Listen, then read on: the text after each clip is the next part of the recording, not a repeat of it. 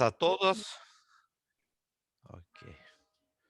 Buenas tardes a todos. Y otra vez es un placer para mí dar palabra a profesor Ronaldo García, que hoy desafortunadamente nos, la última, no la última, es la charla final del curso.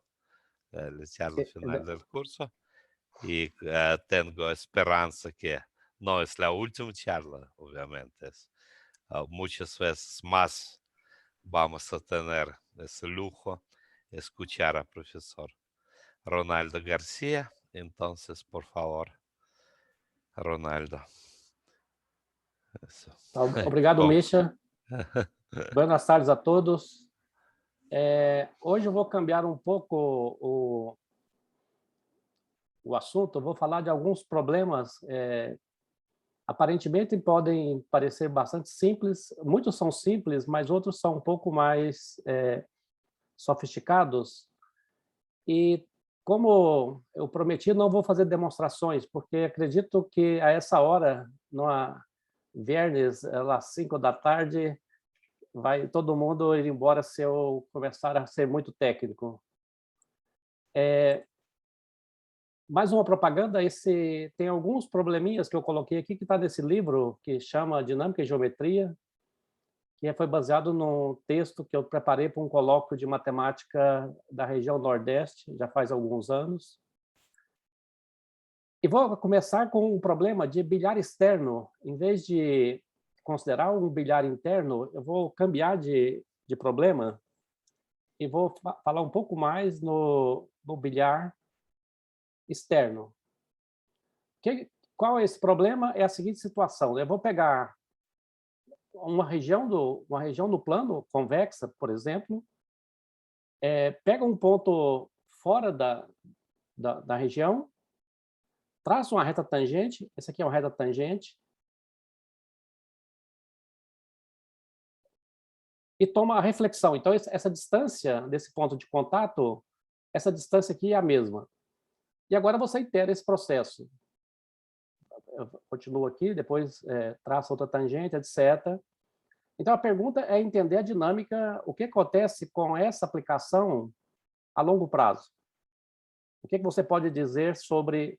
Então, você conhece essa região convexa? Você conhece essa fronteira gama, por exemplo? Pode ser um segmento, por exemplo, né? Essa região pode ser simplesmente um segmento como esse, né? Aqui não é tão bom a caneta. O que eu faço? Eu traço aqui, então eu passo por esse vértice, depois eu reflito no próximo e vou em frente, né? Então você já percebe que nessa situação aqui, essa figura minha vai ficando cada vez mais horizontal, né? Esse tipo de fenômeno, isso acontece no bilhar, né? Eu não vou... no bilhar no confocal, quando você tem um par de elipse e você traça uma horta passando pelo foco, ele reflete no segundo foco e depois essa reflexão, a horta seguinte passa pelo outro foco e assim por diante. Então, esse tipo é tipo um bilhar externo de um caso degenerado. Então, o primeiro fato que eu quero mostrar para vocês é o seguinte, né? Então, as perguntas naturais que você faz para o bilhar externo, se a horta de um bilhar, se você toma uma curva convexa, né? A pergunta é se a horta externa é limitada, né? Uma segunda pergunta é se você pode detectar as órbitas periódicas. Será que tem órbitas periódicas e como detectá-las? E, por último, é se você pode arbitrar um período arbitrário para você. Eu quero uma órbita de período 2021. Então, como localizar um ponto? Eu quero fazer um ponto aqui fora, um ponto externo, e quero fazer esse processo aqui e ser periódico com o período 2021. Então, esse tipo de perguntas... Então, esse tipo de questões foi inventada pelo Moser, o famoso Moser, né? E aí, esse problema é bastante clássico. Esse aqui foi inventado na década de 70. Então, é um problema bem antigo já na matemática e que tem um teorema que, quando fala que a curva é estritamente convexa, então as órbitas do bilhar externo são todas limitadas. A demonstração não é óbvia, né? É uma coisa, não é uma... E aqui eu vou ser um pouco rápido na apresentação, mas vocês podem parar se tiver perguntas. É que no caso de uma elipse, se eu tomo um bilhar elipse, ou um bilhar externo elíptico, o que acontece é que, aqui a figura, acho que explica melhor o que eu estou dizendo, você pega um ponto externo, traça a horta, então o que eu estou dizendo é que essa região externa, a elipse vermelha, é folhada por elipses, né? Então, se eu pego um ponto, eu vou iterando, vai chegar um ponto que fica elipse invariantes. Então, aqui você tem então, aqui nessa figurinha minha aqui, você tem agora um par de Poncelet, né? Da maneira que eu falei sobre... Então, eu te dou como se eu te dou um par de elipses e traço tangentes, né? Então, nesse caso aqui, essa distância é igual a essa, né? Todas as distâncias são iguais, é a reflexão, né? Exatamente a reflexão que eu estou fazendo. E essa órbita azul é a pré-imagem, é o andar no passado, né? Então, aqui eu tenho a T-1, a T-2, etc. Então, eu estou dizendo que na configuração, quando essa região aqui é uma elipse, você tem... É claro, se eu pegar outro ponto, outra posição aqui, vai ter uma outra elipse aqui, que é também invariante. A dinâmica na elipse é complicada, né? Assim, complicada não, é bem descrita pelo teorema de Poncelet, né? Se eu restringir a minha aplicação T nessa elipse aqui, por exemplo, essa elipse, por exemplo, é um E que depende de um certo nível, um E de lambda. Então, isso aqui tem dois fenômenos. Esse aqui, o teorema de Poncelet, fala que isso aqui pode ser duas coisas somente. Pode ser equivalente à rotação racional. Quando eu falo equivalente à rotação racional no círculo, né? Então, eu estou dizendo que todas as órbitas, nesse caso, a rotação racional significa que todas as órbitas são periódicas, do mesmo período. Outra possibilidade que tem, pelo teorema de Poncelet, é que a rotação é irracional. E, nesse caso, quando a rotação é irracional, todas as órbitas são densas. Então, você não fecha nenhuma nesse nível. Então, esse tipo de assunto aqui é o teorema de Poncelet, bastante... não vou ter tempo de... Eu tinha pensado em colocar na apresentação hoje, mas depois eu vi que era muito material, não dava tempo. Mas é um assunto que vocês encontram em muitas fontes. Esse número aqui, essa palavra-chave que eu estou falando, racional e irracional, isso está ligado a um conceito de sistema dinâmico, que é o conceito de número de rotação. Então, é um assunto bastante clássico de dífios no círculo, e você tem esse número de rotação, que normalmente a gente fala por ρ, né? Você tem um dífio do círculo. Esse número de rotação é uma maneira racional. Significa, se ele for racional, é porque o teorema de Poincaré fala que isso tem órbita periódica. E se ele for irracional, e esse dia for pelo menos de classe CR, R igual a 2, então todas as órbitas são densas. E R igual a 1 é uma coisa meio misteriosa, né? Porque você tem 1, aí você pode ter um fenômeno bastante estranho, que é o teorema de Danjoy, que é uma coisa clássica também de sistemas dinâmicos, que fala que você pode ter conjunto de Cantor invariante. Então, você tem uma complicação grande na dinâmica. Então, um problema que eu não sei resolver, né, já perguntei aos especialistas de bilhares, é se você pode ter... O que acontece se você tratar um exemplo... se essa curva aqui for simplesmente classe C1, né? O que você pode dizer sobre o bilhar externo, né? A curva ser só de classe C1 é um pouco mais misterioso do que a gente imagina, né? A diferenciabilidade da curva faz diferença na dinâmica. Isso é muito comum também em sistemas dinâmicos, né? É um assunto bastante profundo e bem avançado, essa teoria de dífios nos círculos. E depois, um outro irmão disso, que é muito estudado também em sistemas dinâmicos, é IET, né? As aplicações de intercâmbio de intervalos. Eu vou falar esse teorema aqui agora, ele é um pouco solto no momento. Ele diz a coisa bastante simples, né? Mas que é um teorema muito... Eu acho muito bonito esse teorema. Ele apareceu inicialmente no livro do Marden, né? De geometria de polinômios, e depois os historiadores já viram que esse teorema é muito mais antigo, né? O jogo é o seguinte: você toma um polinômio cúbico com coeficientes em C, um de grau 3, calcula as derivadas do do polinômio, então é um polinômio de grau 2. Então, está dizendo o seguinte, o teorema diz o seguinte, que esses dois pontos da raiz da derivada são focos de uma elipse que passa pelos pontos médios do triângulo, né, Z1, Z2, Z3, e que é tangente nesses pontos. Né? E se você relacionar com o que eu acabei de falar, e, portanto, essa órbita é uma órbita periódica do bilhar externo associada a essa elipse. Né? Então, a figurinha que eu fiz aqui na mão, só para dizer o que eu tenho. Eu tenho um polinômio de grau 3, que tem essas raízes, forma um triângulo. Você pega o polinômio derivado dele, e vai ter duas raízes, que está no interior dessa região, isso é um teorema também. No caso 3, é fácil provar isso, mas depois isso estende para grau n. Né? Depois, a pergunta mais divertida é quando você aumenta o grau. Aqui, no caso, é 3. Né?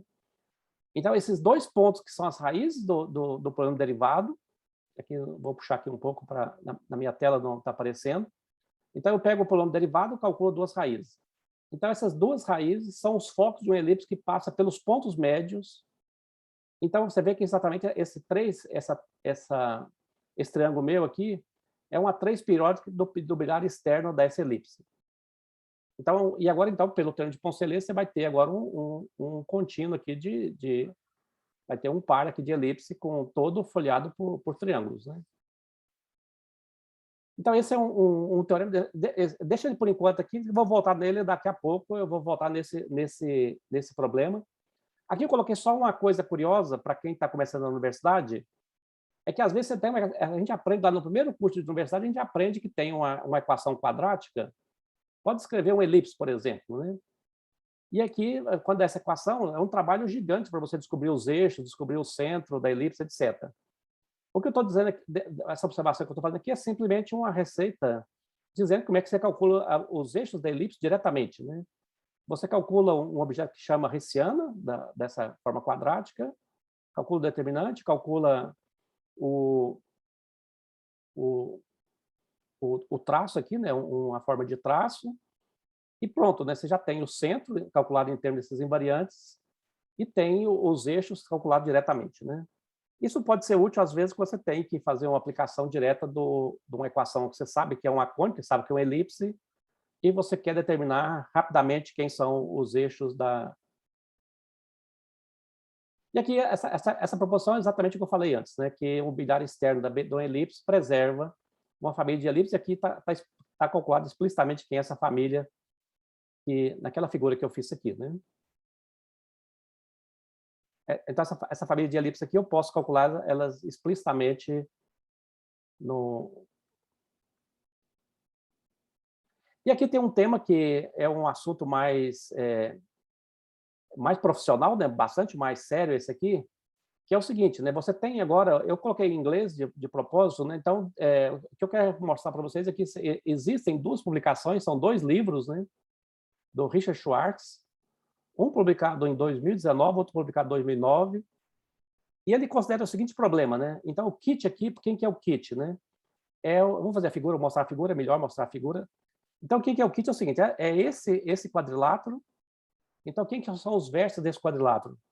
Aqui é o 0, 1, o 0, menos 1, o menos 1, 0, e esse aqui é um ponto a 0. Então, então, esse exemplo que eu estou fazendo aqui é uma órbita de período 6. Né? Eu fechei a órbita, nesse caso aqui, eu estou fechando uma órbita, andei aqui, bati, né, com a regra. Uma coisa que eu não expliquei é o seguinte, quando essa reta for conter o lado do kit, aí você prolonga, se caso você tiver nessa situação aqui, que vem exatamente contendo a reta, faça de conta que esse aqui é a situação, se você está nesse ponto aqui, você pega o ponto médio aqui e define a imagem como a reflexão desse ponto médio, né, dessa corda aqui. Então, mas em geral, o que vai acontecer é que vai bater só nesses 4 pontos, né, a órbita. E dessa figura aqui está mostrando uma situação que é um pouco rara, né, que é o teorema do Richard? Ele fala o seguinte, o teorema fala o seguinte, se o alfa foi racional, então esse vértice D aqui foi racional, então existe órbita não limitada. Então, tem órbitas que você começa pequenininha aqui, ela visita pertinho do ponto D aqui, você vai ter órbitas que ficam oscilando entre duas retas e vai para o infinito. E para isso, para provar esse teorema, não é água com açúcar, esse teorema, ele desenvolveu a teoria que está nesse livro aqui, né, do Plaid Model. Então, esse aqui é um livro, é uma teoria, toda uma teoria para provar esse teorema, né? Esse teorema aqui faz parte, essencialmente, é um livro que foi feito para provar esse teorema, que está resumido aqui em poucas linhas, né? Um enunciado curto, fácil de entender e muito difícil de ser provado, né? Então, fica para a nova geração, para os iniciantes aí, o desafio de fazer uma prova simples, né? De uma coisa tão simples, né? Você tem um quadrilátero muito especial, né? 0, menos 1, 0, menos 1, A0. Esse ponto aqui é A0, né? E ele está dizendo que esse número aqui foi racional, né? Foi R menos Q. Então, tem horta que começa aqui pequenininha, ela vai crescendo, vai ficar oscilando nessas retas e vai para o infinito, né? Então, é uma dinâmica bastante complicada, né? Não é uma dinâmica fácil. Então, esse aqui acho que dá um sabor de como que problemas elementares no plano, né? Um problema super elementar de enunciar e que, para essa aqui, tem vários artigos nessa direção, mas o que eu estou dizendo é que tem 2 livros escritos só para tratar desse tipo de dinâmica, né, em quadriláteros. E publicado por editora não trivial, né, Princeton, né? Então não é uma editora qualquer, né, para publicar esse tipo de matemática, né? Então aqui depois eu anexei, por acaso eu fiz um review desse segundo livro, né? Então, eu coloquei aqui só para depois, se quem quiser acessar o Matemática Scinet para conhecer esse teorema esse livro, né? Aqui tem um comentário rápido do... Não consegui entender tudo, né? Mas eu tentei ler para entender e para fazer um review. Esse review é só um comentário, né? É uma publicação onde tem para quem está iniciando na tarefa da universidade, a grande difusão de conhecimento em matemática não é em livros, é em revistas. E também uma fonte muito útil é esse Matemática Review, né? Que você tem você entra com a palavra-chave e você descobre muitas coisas que são feitas na atualidade ou coisas bastante antigas. Então, é uma fonte é uma biblioteca digital, né? Uma biblioteca bastante útil para você. E aqui eu vou fazer trocar de problema, fazer um triângulo pedal. Eu vou concentrar também das figuras, e o que eu estou interessado é o seguinte, né? Vamos fazer a figura aqui mais fácil, é o seguinte. Eu começo com um triângulo ABC e calculo o pedal, né? Então, o pedal aqui é eu coloquei a letra já na aula passada, eu introduzi essas letras, mas isso aqui é o ortocentro, né? Normalmente, essa notação clássica é ortocentro. O que eu faço? Eu pego o ponto A, ligo uma reta ortogonal ao lado oposto. Pego o ponto C, ligo uma reta no lado oposto. Pego o ponto B, ligo. Então, esse triângulo pequenininho aqui, esse é o pedal do ponto H, né? É o pedal. O que eu estou fazendo é o seguinte, eu quero estudar essa aplicação aqui eu vou chamar esse ponto aqui de B', esse ponto aqui vou chamar de A', esse ponto aqui chamar de C'. O que eu quero fazer? Eu quero estudar essa dinâmica. Eu quero pegar o triângulo ABC e associar o triângulo A'B', C'. Só que para mim manter uma escala, para mim não sair do meu mundo, o que eu faço? Eu vou pegar esse triângulo e vou voltar ele para o mesmo círculo que contém o triângulo inicial. Então, aqui a propriedade aqui. Então, o que eu faço aqui? Eu apago esse aqui e associo o triângulo A1, B1, C1. Esse aqui é similar ao A'B', C'. Né? Então, aqui nessa dinâmica do pedal, a pergunta que se faz é o seguinte: quando eu itero o primeiro triângulo, o marrom, o que eu posso dizer a longo prazo sobre a órbita desse... Então, você tem um espaço de triângulos, né? Então, eu pego um triângulo inicial, gero esse segundo, e agora continuo. Né? Agora eu continuo, agora eu pego esse segundo triângulo aqui, o azul, traço a perpendicular dos vértices. Cadê o outro? Faça de conta que está... Tem que encontrar, né? Faça de conta que a perpendicular está aqui. Então, eu gerei um novo triângulo, né? Um novo pedal.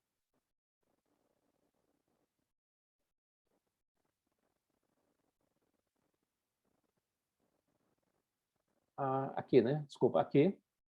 Eu estou fazendo aqui fora porque, de fato, esse triângulo vai ser semelhante ao externo, né?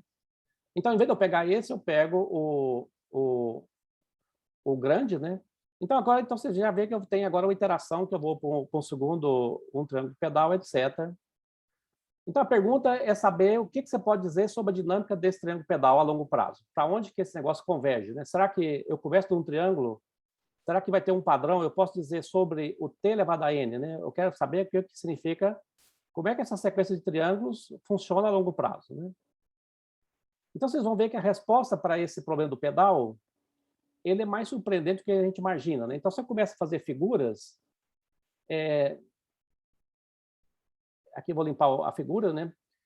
O que eu estou dizendo aqui corresponde, é a mesma coisa de fazer, em vez de eu fazer o pedal, eu posso simplesmente fazer essa figura que está fazendo. Eu pego o ponto A, ligo no ortocentro e marco o ponto oposto lá no mesmo círculo. Então, eu crio o iterado, né? Então, eu tenho minha aplicação T, que vai mandar... O T vai mandar o triângulo de vértices ABC no triângulo A1, B1, C1. E agora eu itero, né? Aplico o T no triângulo A1, B1, C1, etc. E a pergunta é o que acontece com isso a longo prazo, né? O que é o T elevado a N de um triângulo inicial. Então, nesse caso aqui, o que você prova rapidamente é que aqui eu fiz uma figura que, no caso, que o ponto, o ortocentro está externo, né? Você faz o mesmo processo, né? Você pega esse ponto, liga da esse triângulo pedal e você volta ele por esse triângulo achurado aqui, ele é semelhante a esse daqui, né? Então, você pode fazer o mesmo processo, mesmo que o triângulo for obtuso. Esse aqui eu peguei um triângulo que o ângulo maior que 90, né? Então, você faz o mesmo processo, faz o pedal e volta no mesmo círculo. Então, estou preocupado, nessa teoria, estou preocupado só com a forma do triângulo, né? Então, eu estou fazendo a equivalência, eu não estou, eu faço, então, a forma é módulo relação de equivalência pela similaridade, né?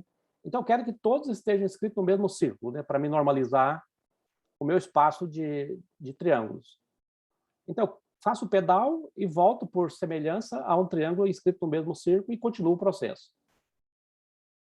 Aqui tem a proposição, não vou demonstrar, mas esse aqui é bastante fácil, né? Você calcula, se você tem um triângulo, você calcula rapidamente os ângulos do triângulo pedal, né? Você pode calcular rapidamente os ângulos usando relações básicas de lei de cosseno e lei de seno, você calcula os ângulos do triângulo pedal. E são funções lineares. Esse aqui é o grande... Então, com essa... vou fazer uma anotação aqui. Eu segui daqui a pouco eu mostro a referência de onde eu tirei esse material. É que eu vou denotar os ângulos do triângulo, eu vou denotar pela letra πA, πB e πC, né? Então, eu vou fazer normalizado para A mais B mais C igual a 1. Então, quando eu iterar meu triângulo, então a minha função vai ser simplesmente, eu vou associar só os ângulos, né? Como eu estou interessado só em similaridade, então se eu pego um triângulo com ABC, os ângulos ABC, eu associo o triângulo pedal de ângulos A1, B1, C1. E como a soma é 180, então eu associo um triângulo semelhante ao inicial com essa regra, né?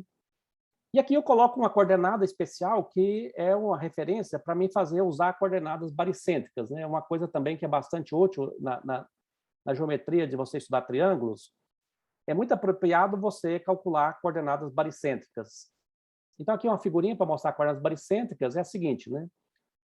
Eu divido a minha classe de triângulos em 4 tipos, né? Vai depender da maneira que eu estou fazendo. Então, aqui os triângulos, esses EM, então aqui tem o espaço de triângulos, né? Que esse coordenado aqui, por exemplo, esse aqui tem coordenadas 1, 0, 0, esse aqui, por exemplo, tem 0, 1, 0, e esse aqui tem 0, 0, 1. O que é isso aqui? Se você pega um ponto interior, você calcula a distância aos lados, né? Então, isso é a coordenada baricêntrica do seu triângulo. Então, um ponto aqui, essa região que está aqui, essa aqui é onde o triângulo é agudo, né? Então, aqui todos os ângulos são menor que 90 graus. Essa fronteira são os triângulos equiláteros. E aqui, como eu vou colocar aqui, então, para mim vai fazer diferença eu olhar o triângulo ABC ou olhar o triângulo BCA, né?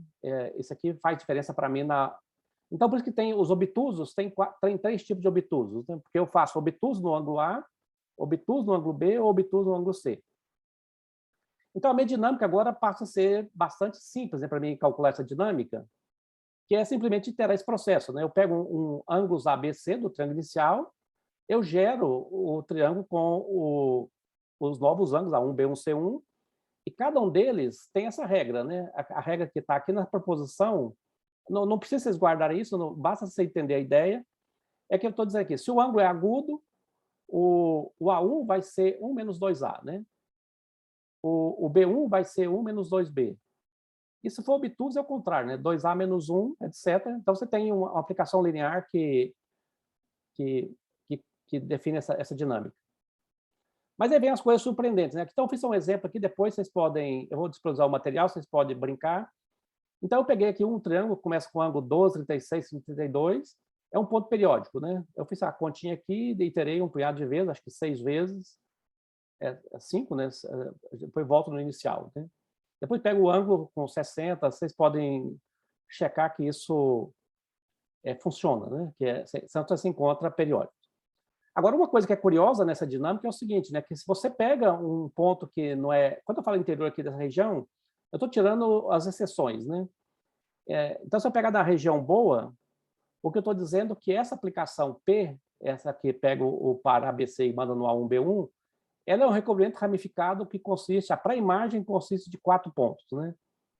Então, aqui eu calculei explicitamente, né? Se você dá um ABC, um triângulo agudo, então as 4 pré-imagens de um triângulo agudo são esses aqui.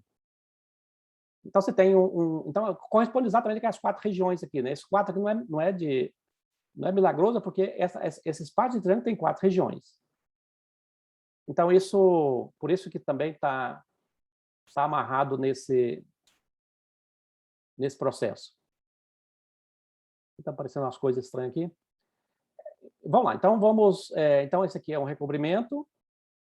E uma coisa que agora já começa a ficar um pouco mais sofisticado o mundo, né? Que essa aplicação P preserva a medida, né? Então, uma aplicação aplicações que preservam a medida, em geral, elas têm estruturas extras, né? Então, estou dizendo que preserva a área, né? A maneira de dizer que preserva a área é o seguinte: você pega um conjunto mensurável, né? Para quem já estudou teoria de integral, você olha para a imagem. Então, estou dizendo que a pré-imagem desse conjunto mensurável tem a mesma medida, né? Então, isso ia dizer que a aplicação... E quando esse negócio preserva a área, isso já vai... Daqui a pouco eu já vou chegar no teorema principal desse assunto. Aqui está só as contas provando. E aqui do meio, eu peguei um caso restrito, que essa dinâmica, para você entender, é essa dinâmica aqui com essa... eu não sei como é que fala isso em espanhol, mas é uma cabaninha, né? Então, essa aplicação aqui, ela é a dinâmica do intervalo 0,1 no 0,1, que dobra 2 vezes, né? Então, essa aplicação aqui, ela preserva a área, né? O que preservar?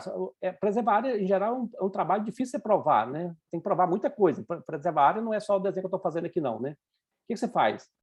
Você pega por exemplo, pega um intervalo, por exemplo, e olha para a imagem... Aqui, não quero outra ferramenta. Desculpa aqui, deixa eu fazer com um tracinho mais... Eu pego aqui um intervalo, né, no contra-domínio, um conjunto A, e olha para a imagem. Então, a pré-imagem dá 2 pedaços, né? Então, o que eu estou dizendo é que essa aplicação aqui preserva a área. Significa que se eu somar esse comprimento mais esse, é igual a esse, né? E tem que ser para todo o conjunto mensurável, né? Todo conjunto... Para quem não sabe o que é isso, pode pensar que são intervalos, união de intervalos, união finita de intervalos, união infinita de intervalos, todos esses conjuntos são mensuráveis, né? Conjunto finito de pontos... Quando você começa a chegar em conjunto de Cantor, aí você pode perguntar, mas tem conjunto não mensurável? Tem, né? Só que esses é uma coisa, assim, às vezes decepcionante para quem está começando, né? Aí você fala, você tem conjunto mensurável? Não mensurável? Me dá um exemplo de um não mensurável. Aí eu falo, você, eu te dou, mas eu tenho que usar o axioma da escolha, né? Aí já é uma coisa bastante chata, né? Porque você tem que acreditar no axioma da escolha. E tem uma corrente de matemática que não acredita nele, né? Eu não sei porquê, mas tem uma corrente de matemática que matemática, análise não standard, que não acredita nesse axioma. E Mas, enfim, né? Então, essa dinâmica, essa aplicação preserva a medida, e com isso tem uma consequência disso, que é esse teorema que eu acho, embora seja simples, né? Assim, o enunciado, mas já dá uma dimensão de tamanho que o problema é complicado. Então, esse teorema do Lax, né, está publicado nessa revista Matemática Banff, é uma revista que tem muito material interessante, né? Assim, não é matemática sofisticada, mas para iniciantes eu acho que vale a pena ter essa revista como uma referência para procurar material interessante, né? Lax, eu não preciso fazer propaganda, né? Um grande analista super famoso, né? O Lax é fora de apresentação, né? Então ele teve o trabalho de pegar esse triângulo pedal e fazer esse teorema, né? Então ergótica significa que essa dinâmica é muito complicada, né? Quando essa palavra ergótica está dizendo que é caótica total, né? É uma coisa, essa palavra mágica aqui, para quem não sabe o que é, está dizendo que esse negócio é muito enrolado, né? Essa dinâmica do pedal. No final do curso eu vou colocar coisas simples, eu vou colocar dinâmicas bonitinhas, né? Mas essa aqui é para mostrar para vocês que mesmo assuntos bastante básicos leva a... E aqui, para finalizar o pedal, não finalizou ainda, eu estou introduzindo outro assunto bastante importante em sistema dinâmico, que é a dinâmica simbólica, né? É uma coisa bastante... deixa eu voltar naquela dinâmica lá, talvez antes de explicar esse aqui, é o seguinte, quando você itera... Deixa eu apagar todo esse... deixa eu apagar tudo isso aqui. O que é a dinâmica simbólica? É o seguinte, eu vou pegar esse ponto central, que é o ponto crítico,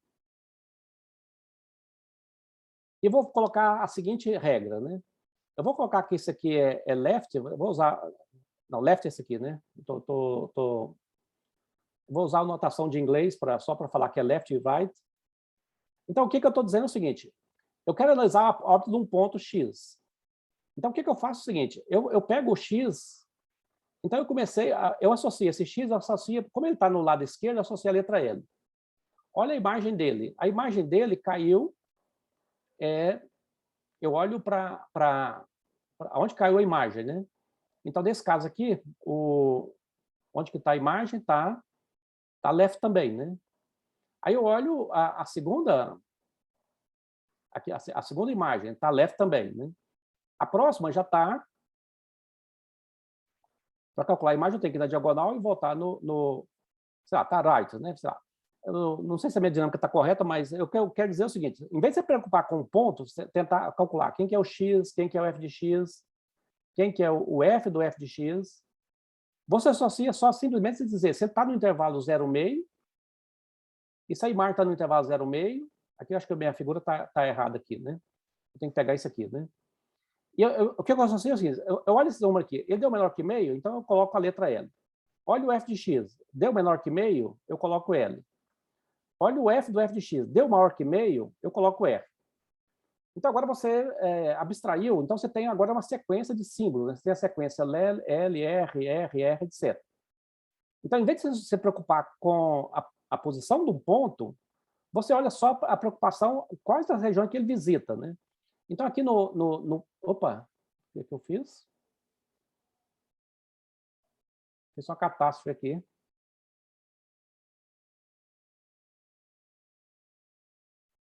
Só um minuto, que vai voltar aqui. Espera, aconteceu uma pane.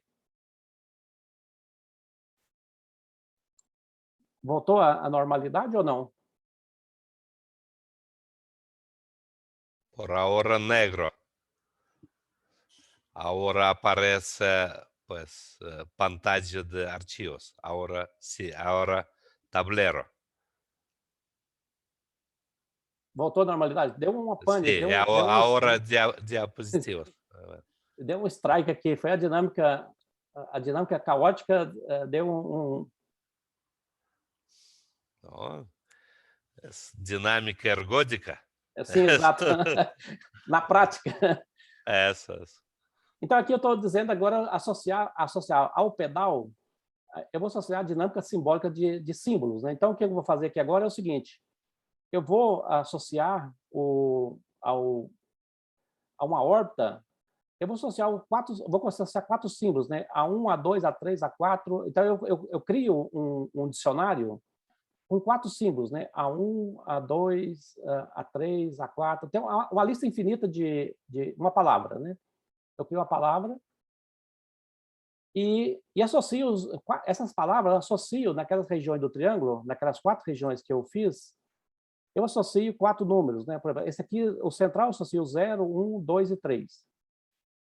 Então, eu pego um triângulo, se ele for agudo, eu vejo a imagem dele. Se a imagem do agudo for agudo, eu coloco 0, 0, né? Então, se eu pegar o triângulo equilátero, você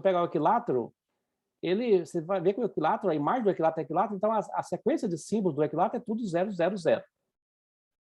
Então, o shift é simplesmente o seguinte, né? O shift, você tem uma palavra infinita, você esquece a primeira posição e coloca a segunda, né? Então, você tem uma palavra infinita, e o teorema importante que tem nessa dinâmica de símbolos é que essa dinâmica do pedal é isomorfa à do shift.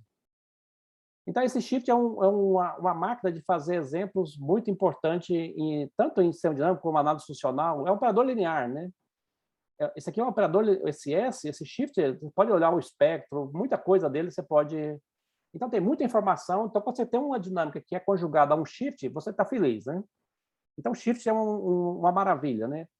Então, se você dá uma palavra periódica, se você constrói uma palavra periódica, né? Sei lá, eu faço uma palavra periódica, isso corresponde à sequência pedal lá, que vai ter uma ordem periódica. Eu só começa com um triângulo desse tipo aqui, né?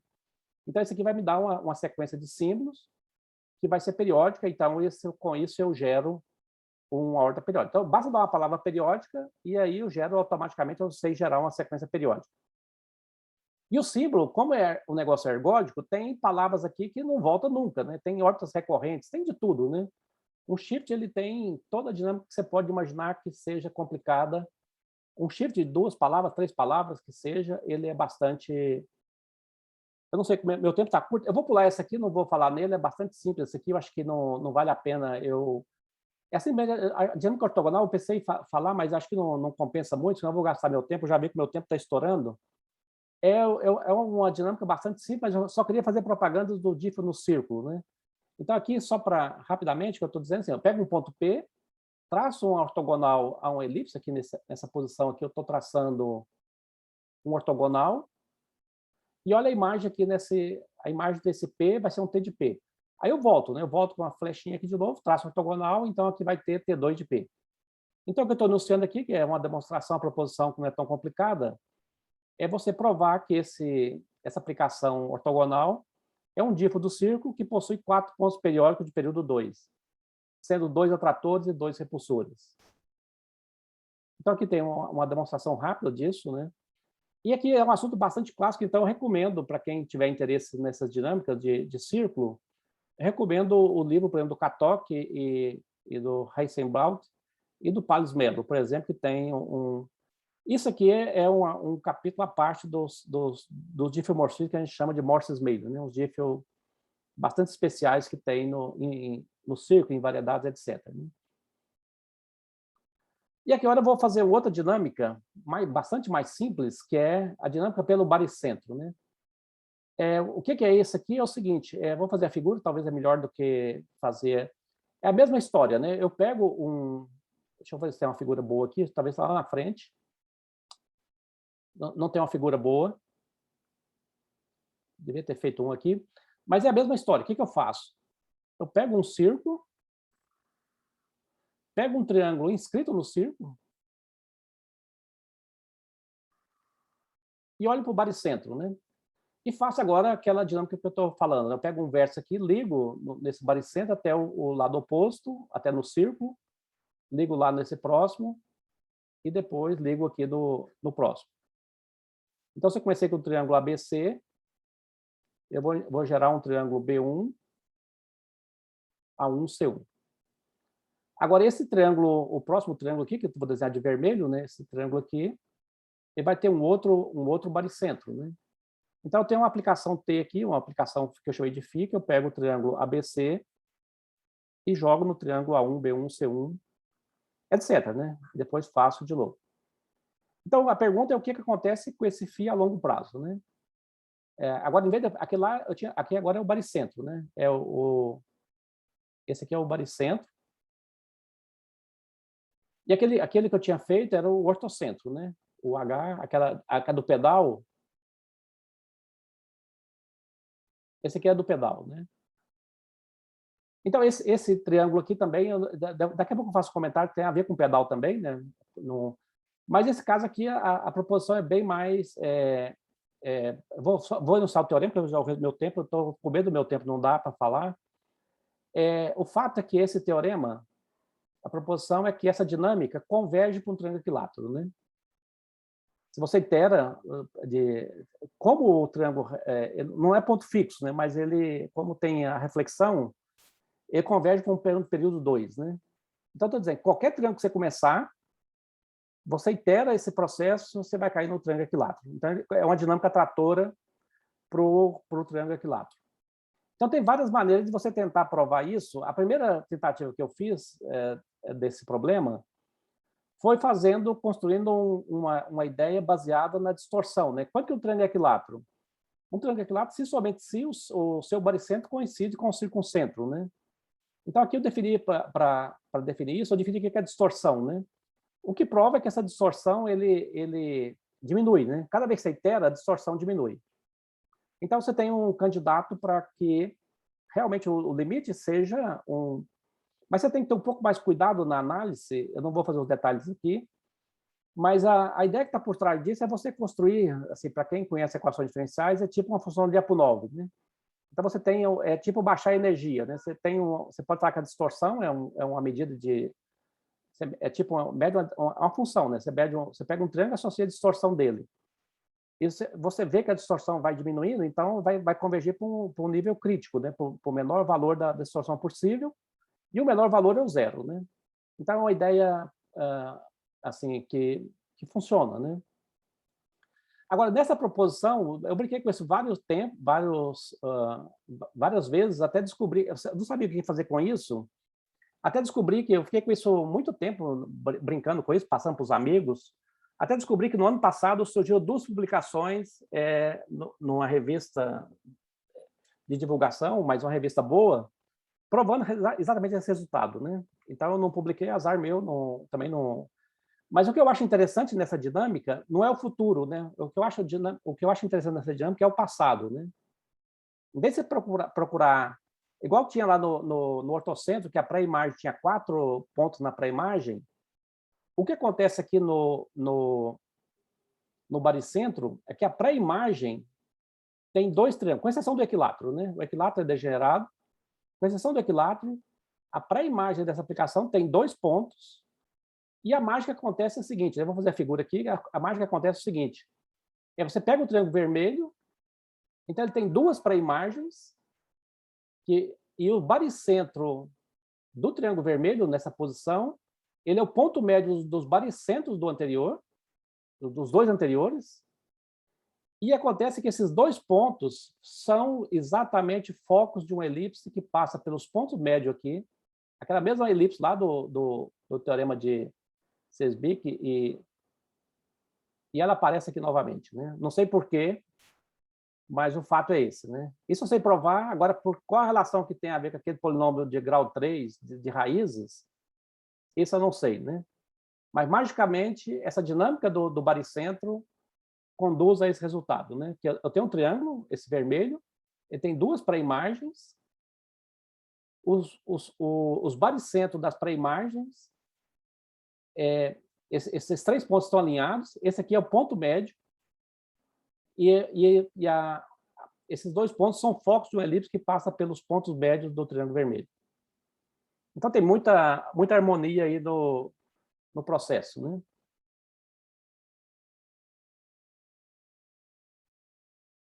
Aqui, de novo, estou fazendo propaganda do pedal, é porque, se você olha esse processo, eu vou fazer só a figurinha aqui, aquela mesma brincadeira que eu fiz lá do triângulo do ortocentro, se eu pego esse ponto aqui como sendo o baricentro e faço o pedal com respeito a ele, você vai obter um triângulo vermelho, e depois você rescalona ele, então ele passa a ter o mesmo aspecto que tinha lá do anterior.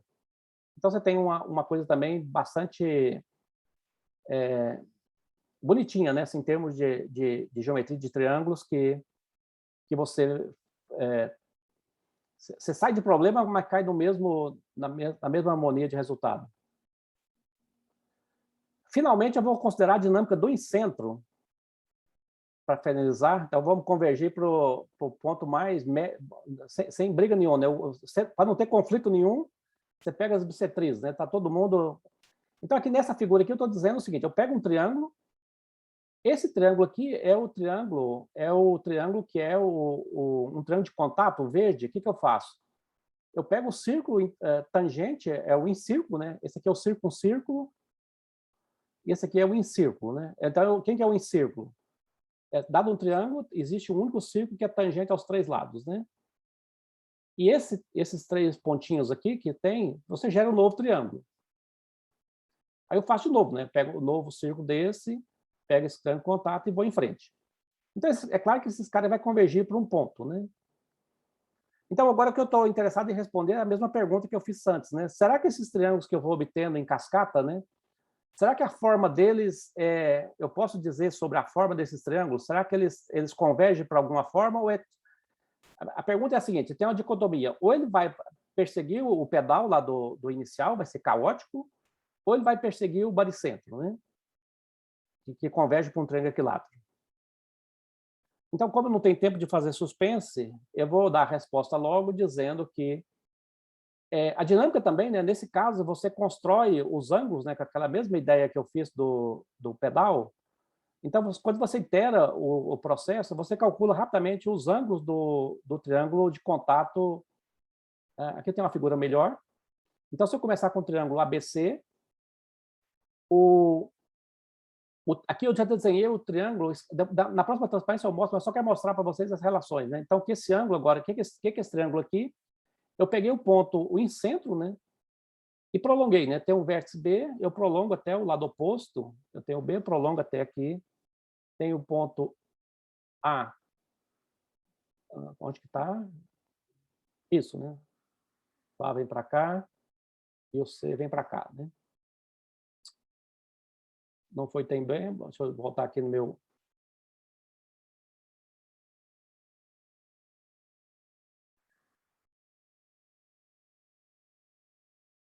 Tá, faz de conta que veio. Então, aqui eu estou dizendo que quando você faz esse processo, você cria o novo triângulo, né, que é a imagem dele, vai ter os ângulos dessa maneira aqui. Né? Esse é fácil também provar, verificar essas relações de ângulos. Então, nesse caso, o que vai acontecer é o seguinte, né, que essa dinâmica do incentro, ele vai... Opa, outro catástrofe.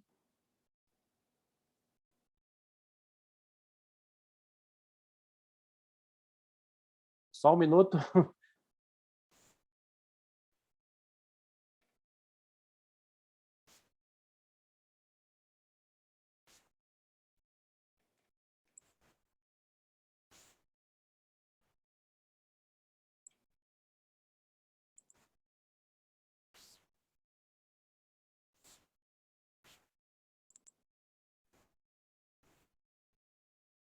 Tá, voltamos no... Está ok agora? Você está compartilhando a tela ou não? Sim, sim, sim. Sim? Estás compartilhando, sim. Tá, graças. Então, aqui tem uma figura um pouco mais detalhada, que é uma figura que... O que eu fiz aqui nessa figura? É um pouco mais detalhada para chegar, para explicar o que está acontecendo, né? Eu comecei com o triângulo... Opa! Eu começo com o triângulo ABC, pego o triângulo de contato, né? O triângulo que é o incírculo. E o que eu fiz aqui? Esse triângulo azul é simplesmente uma translação do triângulo pelo circuncentro. E depois você prova que todos esses triângulos são semelhantes, né?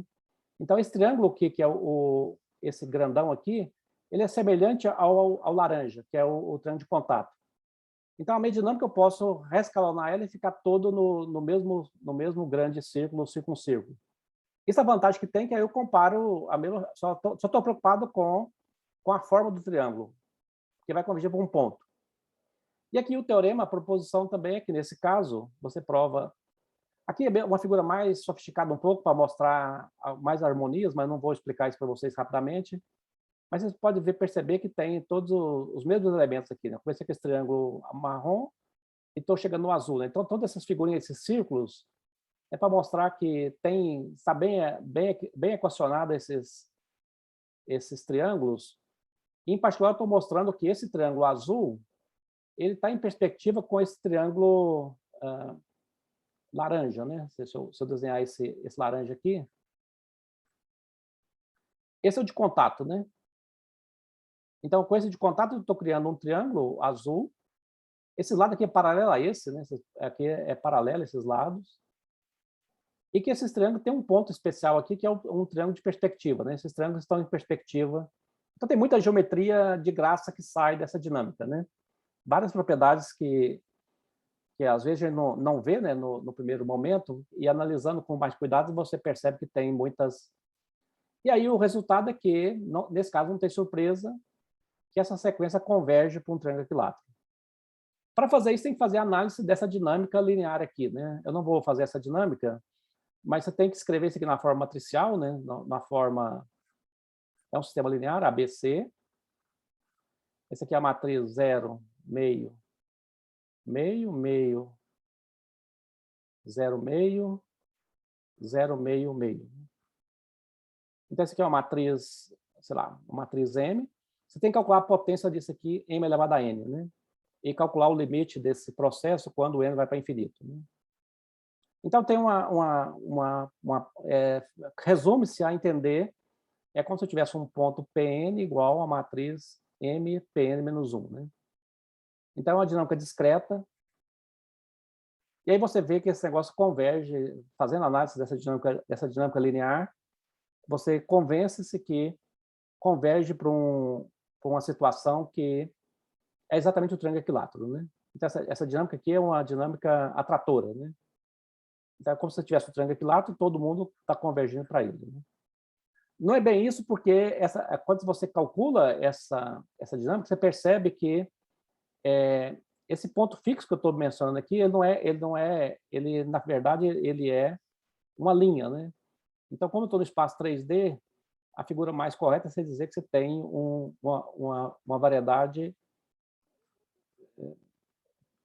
para ser um pouco mais... Tem medo de ter algum profissional aí na audiência que conhece isso com detalhe e falar que eu estou falando besteira, né? Então, não é bem isso que não, mas você prova que aqui você pode calcular explicitamente, né? Essa matriz, você vê que ela converge para uma matriz da forma 1 terço, 1 terço, né? Então, isso converge exatamente com um triângulo equilátero quando...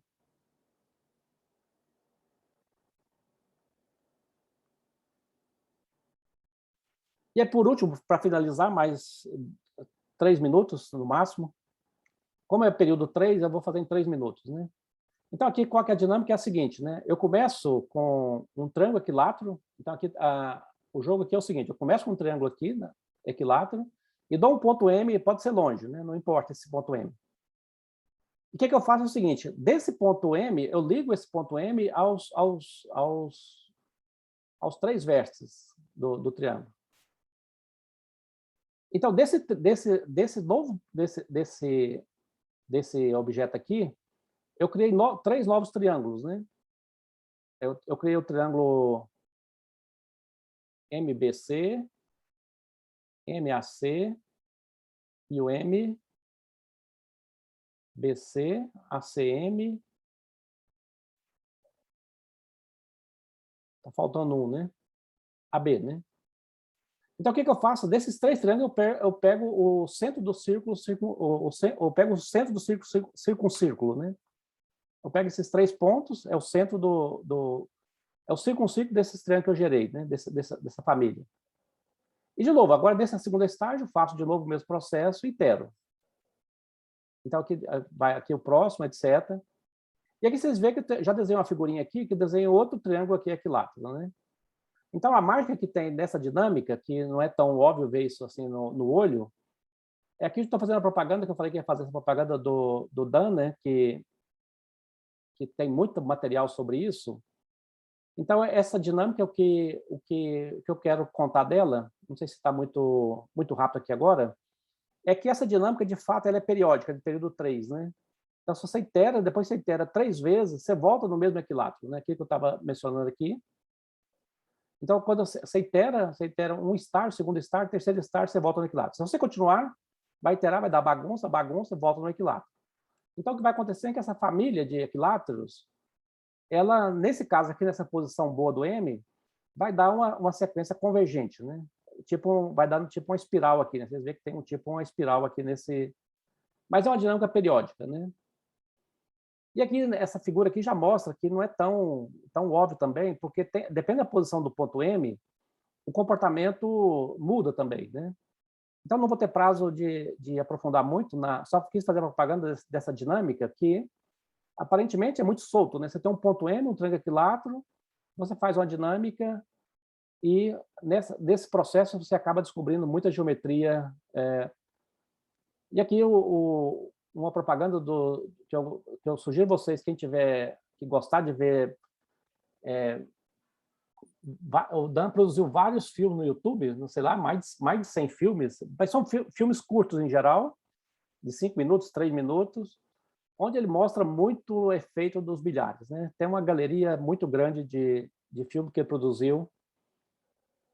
E o que eu tenho a dizer, muitas graças e obrigado por ficar até o... sumiu uma coisa aqui que não devia ter sumido, mas era mais uma propaganda de outro... Mas acho que aqui, se vocês colocar no YouTube o nome...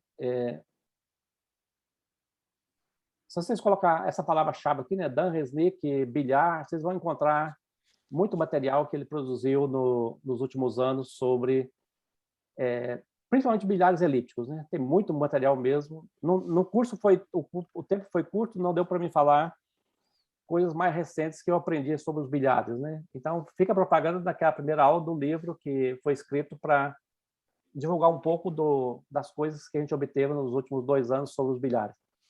Muchas gracias y... Bueno, gracias. Vamos a agradecer a profesor Ronaldo.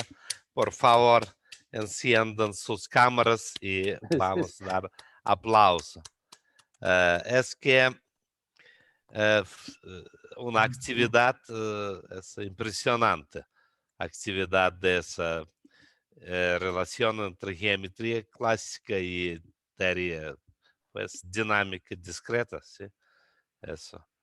Sim, tem muitas interconexões que... Isso. Para mim, o mais surpreendente todo esse assunto foi o teorema do Richard, né, do Schwartz, né? Como que um kit, como é que chama? Um quadrilátero especial para você provar aquele... Aqui tem muita coisa, muita matemática sofisticada para provar isso, né? Aquele livro do Pleb Model tem renormalização, tem intercâmbio de intervalos, tem muita coisa, né? Tem muita matemática. E o livro, ele desenvolveu programas específicos. Para você ler o livro, você tem que executar os programas que ele fez para você seguir as provas, né? Não é um livro fácil de ler. É um livro denso, né? Sí. No, pues, es como un jardín, eso, todo eso. Bueno, tal vez alguien tiene preguntas o quiere decir algo. Acho que essa hora ninguém gosta de perguntar. Como no Brasil, né? Ninguém pergunta, ninguém tem perguntas. Bueno. Bueno, entonces, sí, fue un placer, Ronaldo. O prazer foi meu. Muitas graças ao Misha e o Giovanni, os organizadores. E sucesso para vocês. Esse é o terceiro encontro, né? Vai ter o quarto, o quinto, o N. Va a ser una dinámica. Vai ser una dinámica. Buenas tardes. Muchísimas gracias, profesor Ronaldo y profe Micail también por aceptar nuestra invitación, por acompañarnos durante todo este tiempo, estas 4 sesiones y bueno, y todos los espacios que pudimos compartir. También, bueno, decidí agradecer, ¿no?, a todos los asistentes por acompañarnos durante estas 4 jornadas en las que estuvimos en esta tercera versión del Encuentro Matemático del Caribe. A nombre del comité organizador, el profesor Giovanni de Jesús Muentes Acevedo, el profesor Carlos Payares, el profesor Jorge Luis Muñiz y pues de mi persona, Andrea Cabarcas. Quiero agradecer también a todas las personas que nos acompañaron y nos respaldaron de una u otra forma en la realización del evento, a la decana de la Facultad de Ciencias Básicas, la profesora Leni Alexandra Romero, al Departamento de Audiovisuales, que han sido los que han estado con nosotros en la transmisión del evento, mejor dicho, acompañándonos en todo momento y solucionando todo tipo de inconvenientes, al Departamento de Investigaciones de la Universidad Tecnológica de Bolívar también, y a cada uno de los ponentes, de los asistentes. Yo de verdad espero y que todos nos veamos, confiando en Dios, nuevamente en la cuarta versión del evento del año 2022. Desde ya están todos invitados. Y bueno, ojalá nos pudiéramos ver de forma presencial. Sim, assim Ojalá. espera. Ojalá. Salão Así. Brasil. Muchas gracias, André. Saludos a Giovanni. Un Sí, abrazo, a un todos. abrazo para Abrazos. todos. Bueno, Adeus. Tchau, tchau. chao, chao. Chao. Nos Tchau, tchau. veremos. Com a, Si a Dios direita. lo permite. Bueno. Ok.